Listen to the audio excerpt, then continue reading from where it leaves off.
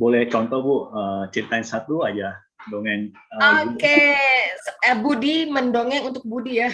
Iya. Budi dongeng untuk Budi dan juga untuk Budi-Budi lainnya. Konnichiwa, Budi Des. Sebelum nonton video ini, subscribe dulu guys. Wah, udah lama banget nih Bu, saya nggak didongengin. Dongeng. Saya dulu mendongeng setiap malam loh. Wow, belum tidur Setiap ya Bu? malam sebelum ya, jadi pulang kantor saya pasti saya bacakan dongeng untuk anak-anak saya. Apakah itu dibaca ataukah saya mengarang sendiri juga ada. Nah ini salah satu dongeng. Judulnya Boku ni wa suki na hito ga imasu. Ada seseorang yang kusayang.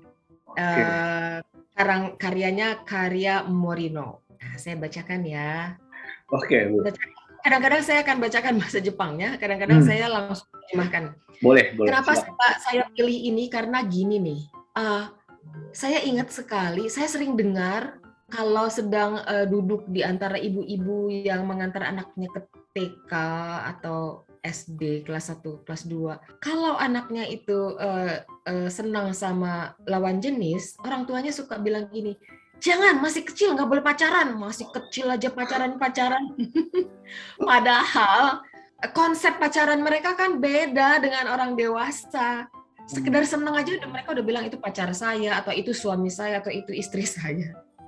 Jadi saya pikir ini juga salah satu pesan untuk orang tua, biarkan mereka berkembang, biarkan emosi mereka berkembang untuk sampai ke emosi yang sempurna sebagai manusia dewasa gitu. Jadi jangan dilarang-larang gitu dari awal-awal. Menarik. Nah ini dia bilang gini, ini tokohnya ini laki-laki. Dia bilang, Boku ni wa suki na hito ga imasu. Totemo suki desu. Saya senang dengan seseorang dan saya aku deh biar seru. Pakai suara dia ya. Boleh. Seperti kalau Budi cerita. Aku senang dengan seseorang, suka banget deh, aku suka banget sama dia. Suka banget. Kamu lihat nggak? Ini nih yang aku suka nih. Suka banget. Lihat nih. Rambutnya pakai kepang. Dia masa rambutnya di kepang. Terus pakai baju merah.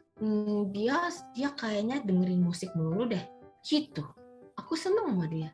Terus ya, tapi tahu nggak? Aku tuh susah banget ngomong. Gimana ya? Aku itu suka sama dia. Tapi aku susah banget mau bicara. Gimana caranya? Kalian pernah nggak sih ngerasain seperti itu? Aduh, rasanya itu di dada aku seperti apa ya gitu, rasanya aneh. Pokoknya aku senang sekali sama dia. Terus aku tanya deh ke anjing aku. Anjing aku namanya Poci. Poci, kalau kamu suka sama temenmu itu gimana? Terus Poci masa berep. Aku dicilat-cilat, dicium-cium. Oh, Poci kalau misalnya suka sama anjingnya atau suka sama seseorang, dia akan cium-cium dan jilat-jilat gitu. Itu si Poci. Aku kan bukan Poci. Aku tanya juga deh. Tama kalau suka sama orang gimana? Ngeong. Ih, manja banget suaranya. Terus si Tama nempel ke aku, terus digosok-gosok kepalanya ke aku. Oh, nempel-nempel gitu, manja. Ih, manja banget. Oh, rupanya begitu kalau kucing. Kalau gajah gimana?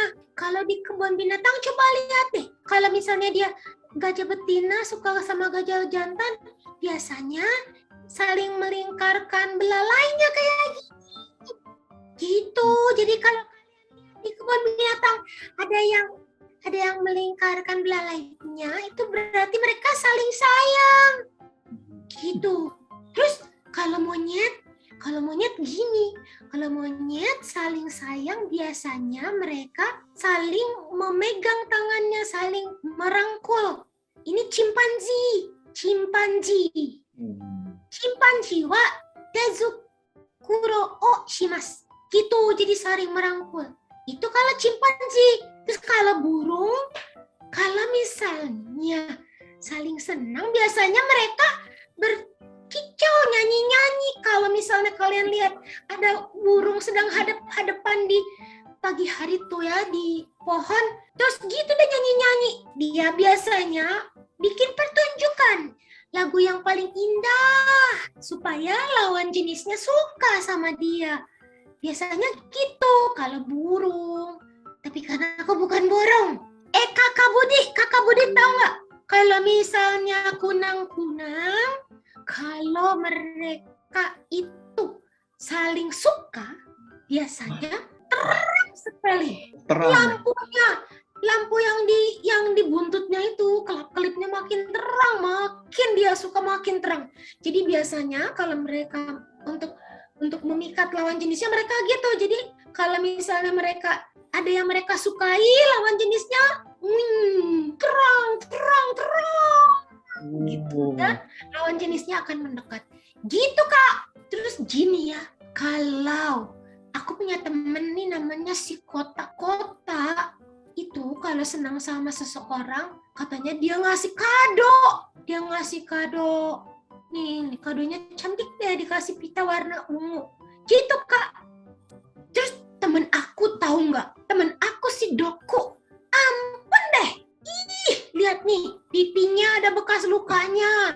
Terus dia bawa ini nih, alat penangkap serangga. Lalu dia pegang serangganya kumbang. Kalau dia suka sama seseorang, dia waktu itu suka tuh sama anak perempuan yang cantik juga sih. Ada tuh anak kelas sebelah dia suka banget. Tapi si Doku ini, cara dia untuk menyampaikan bahwa dia suka, dia bawa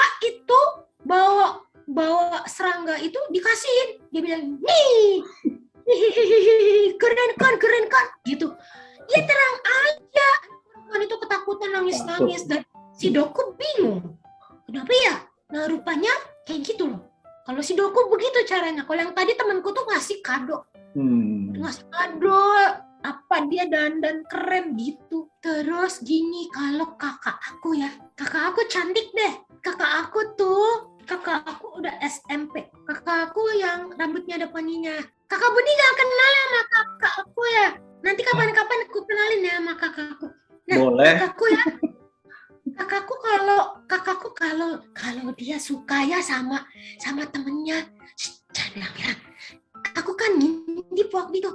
Dia nulis surat, masa suratnya nggak tahu ya isinya apa, tapi ditempel ada gambar hati gitu. Dia bikin kayak gitu. Nah kalau mama sama papa gini nih, kalau misalnya nunjukin mama sayang ke papa, biasanya pegangan tangan terus suka bisik-bisik gitu. Tapi aku tahu kedengeran orang ngomongnya pelan, bisik-bisiknya kedengeran, aku bisa dengar. Bilangnya gini, aishiteiru gitu. Oh iya, kita minta Budi terjemahan. Budi terjemahin. Iya, terjemahin. Aishiteiru artinya aku cinta kamu, atau aku sayang kamu, atau I love you. Ya itu I love you, aku sayang kamu gitu. Mama bilang gitu, bisik-bisik gitu, bisik-bisik tapi suaranya kedengeran. Aku bukan bisik-bisik dong ya. Terus biasanya papa suka senyum-senyum gitu. Terus habis itu tahu nggak? Habis itu nanti papa cium mama di dahi mama, cepuk gitu, gitu dicium. Itu papa sama mama. Aku bingung nih. Taisetsu no shikata wa iro-iro de minna sorezore ironna hohou de tsuteru. Aku riset sendiri nih, aku baca nih macam-macam buku tadi kan yang aku udah ceritain sama kalian. Kalau binatang gimana, kalau kucingku gimana, anjingku gimana. Ternyata ada banyak cara menyatakan rasa suka pada seseorang, pada teman kamu. Kalau anata ga suki de taisetsu da toいうこと. Kalau kita suka sama seseorang, artinya orang itu penting. Itu loh maksudnya. Nah, Jadi gini nih, kan kalau kita suka sama seseorang, artinya orang itu kan penting buat kita. Ya enggak. Orang itu penting banget. Nah ini, anak yang aku suka paling cantik di dunia, kataku. Pipinya merah, bajunya merah, rambutnya dikepang, pokoknya cantik banget deh. Kalau senang sama seseorang berarti seseorang itu kan penting buat kita. Jadi aku gimana ya nyampein caranya? Caranya nyampein bahwa orang itu penting buat aku. Aduh, gimana ya caranya? Ya. Gini, supaya dia mau perhatiin aku, caranya aku bikin muka yang aneh. Aku bikin muka yang aneh deh. Habis gimana? Aku nggak tahu gimana caranya. Gimana caranya ya bilang bahwa dia penting banget buat aku. Aku bikin muka yang aneh deh. Aku tarik pipiku. Aku tarik mataku. Aku keluarkan lidahku. Aku begitu di depan muka dia. Dia ketawa. Aku seneng banget lihat dia ketawa. Bener-bener aku seneng banget. Bahagianya aku lihat dia ketawa geli kayak gitu. Selesai. Nah, itulah cerita bahwa anak-anak itu mengungkapkan rasa sukanya kepada orang lain itu juga macam-macam. Ada tiba-tiba anak yang jadi bandel, kayak tadi contohnya kan dia tunjukin serangga, digodain anak perempuan itu sampai nangis, dibikin nangis. Tapi ada juga yang generous yang seneng banget ngasih kado, ngasih ini ngasih itu. Ada kan anak laki-laki kayak gitu. Nah, si anak laki-laki ini termasuk anak yang umum, yang biasa, yang kebingungan gimana caranya, hanya sekedar untuk bilang bahwa kamu tuh penting banget buat aku. Gitu. Jadi rasa suka itu berarti kamu penting buat aku. Sampai situ, titik sampai situ. Jadi yang namanya suka, yang namanya pacar, yang dia mungkin akan bilang kamu istriku gitu, karena dia melihat mungkin kalau di rumah istri itu adalah sesuatu yang paling penting di rumah. Jadi jadi ngambil kesimpulan sendiri, berarti kalau anak perempuan itu istriku dong, gitu kan penting gitu. Nah, jadi jangan saran buat para orang tua, jangan melarang-larang anak kecil untuk bermain dengan lawan jenisnya, jangan melarang mereka untuk suka dengan lawan jenisnya, karena itu adalah hal alami. Itu sih insight-nya. Wow, gitu. Luar biasa Bu. Ini tapi saya juga kalau dari saya sih nangkepnya ya, yang saya dapetin ya, itu kita sebagai manusia perlu berekspresi lah gitu ya, dan juga love language setiap orang berbeda-beda ya. Mungkin kayak tadi itu kado, ini binatang, setiap binatang berbeda-beda. Love language setiap orang berbeda-beda gitu. So jadi what is your love language gitu? Ekspresinya aja gitu. Wah, dia ini luar biasa loh. Dengan gayamu, nggak usah pakai yang susah. Usah pakai gaya orang lain. Wow. Iya, itu untuk anak-anak kecil. Jadi mereka juga berani gitu ya, berani menyampaikan. Wow, berarti kayak dongengnya ini ada message atau pesan yang yang anak-anak juga bisa belajar ya, untuk prakteknya gitu, nggak cuma dengerin cerita doang gitu ya.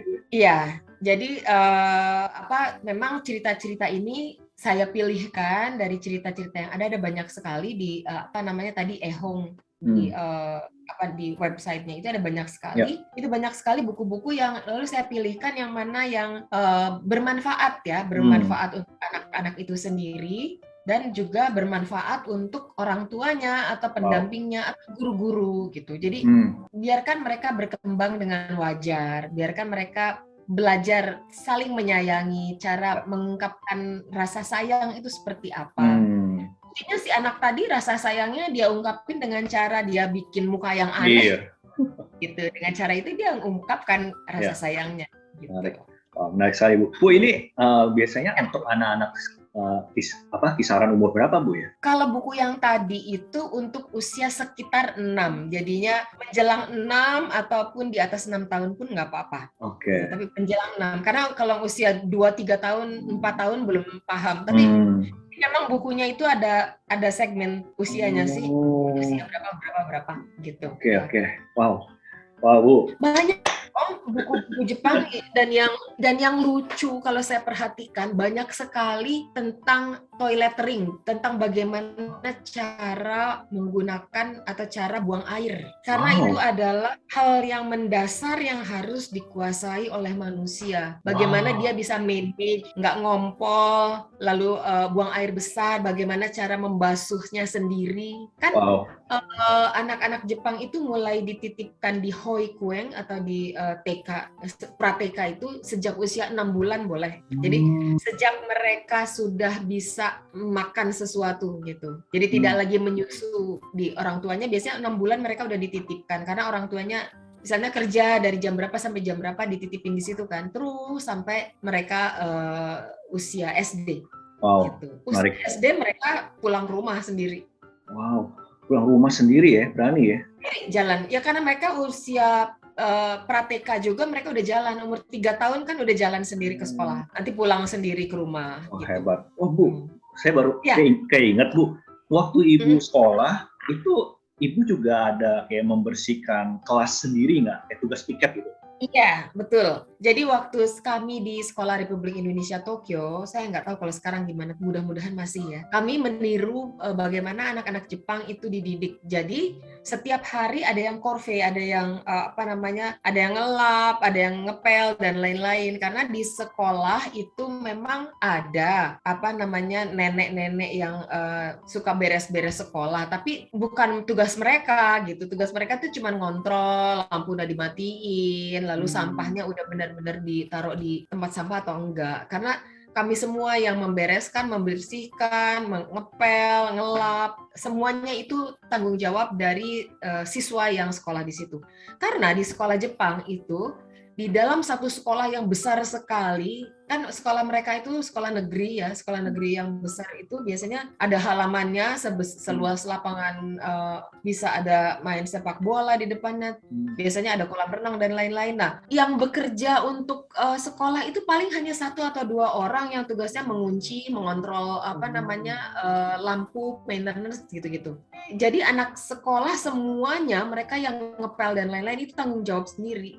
Gitu. Dan kebetulan waktu pulang ke Indonesia di sekolah saya saat itu ya di SMA Tarakanita juga diberlakukan hal yang sama, ngepel juga, nyapu juga, setiap pulang sekolah naruh kursi di atas meja gitu supaya kalau misalnya ada yang masih kotor dan lain-lain dicek sama petugas kebersihan sekolah itu gampang. Tapi tanggung jawab itu tanggung jawab siswa.